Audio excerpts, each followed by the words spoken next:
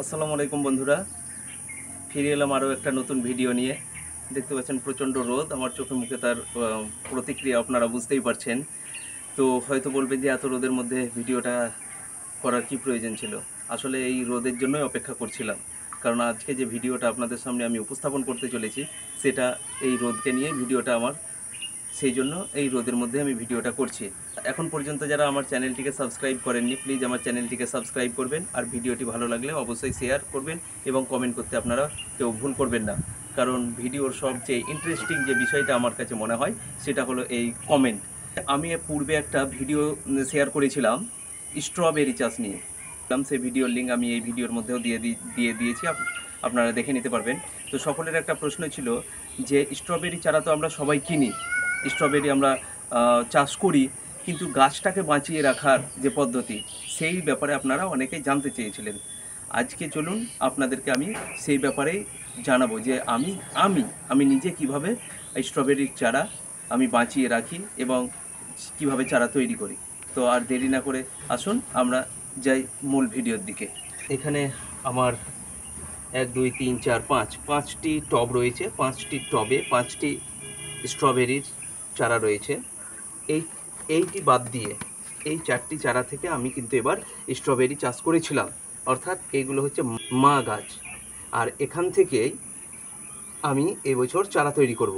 এখন যে যে মূল প্রশ্ন যেটা ছিল যে কিভাবে বাঁচিয়ে রাখি, এই যে দেখতে পাচ্ছেন, দেখুন এই জায়গাটাতে কত রোদ পড়েছে। এই দেখুন আমার হাতের ছায়া, দেখুন এই জায়গাটাতে রোদ পড়েছে আর এই জায়গাটাতে ছায়া আছে। এখন বেলা 2টো, তো প্রচণ্ড রোদে এই চারা কিন্তু বাঁচিয়ে রাখা খুব কঠিন। আমরা জানি যে স্ট্রবেরি হচ্ছে একটি শীতকালীন ফসল, অর্থাৎ শীতের মরশুমে এর চাষ করা হয়ে থাকে। তাহলে গাছ বাঁচিয়ে রাখাটাই হচ্ছে চ্যালেঞ্জিংয়ের ব্যাপার। তো আমি যেভাবে গাছ বাঁচিয়ে রাখি সেটা হচ্ছে যে আমি এই গাছগুলোকে রেখেছি, দেখুন এই সামনে একটা দেওয়াল রয়েছে, এই দেওয়ালের পাশে, সামনে বলতে এটা দক্ষিণ দিকে রয়েছে দেওয়ালটা।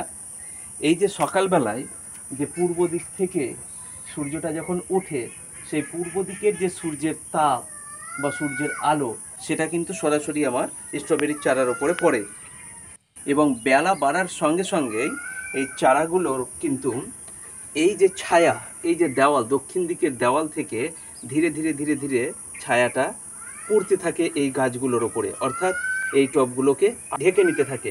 যেমন যেমন বেলা হয় এবং যেমন যেমন তাপমাত্রা বাড়তে থাকে, ঠিক তেমন তেমনভাবে আমার চারাগুলো কিন্তু সুরক্ষিত হয়ে যায়। এটা পদ্ধতিগতভাবে এবং প্রাকৃতিকভাবে, মানে আমাকে সরাসরি এটা কোনো নড়াচড়া করতে হয় না, ঠিক এইভাবেই আমি রাখি। আর এই জন্যই এই গাছগুলো যে তাপ, আলো, বাতাস এবং জল সব কিছু সঠিক পরিমাণে পেয়ে থাকে। গত 3-4 দিন ধরে প্রচণ্ড বর্ষা চলাকালীন এই দেখতে পাচ্ছেন যে প্রত্যেকটা টব বা প্রত্যেকটা জায়গা ভিজে রয়েছে। একটা কথা আপনারা সকলেই জানেন যে স্ট্রবেরি চারা অতিরিক্ত জল যেমন সহ্য করতে পারে না, তেমনি আবার অতিরিক্ত জলের অভাবও সহ্য করতে পারে না। অর্থাৎ এই চাষ করতে গেলে খুব সজাগ থাকতে হবে।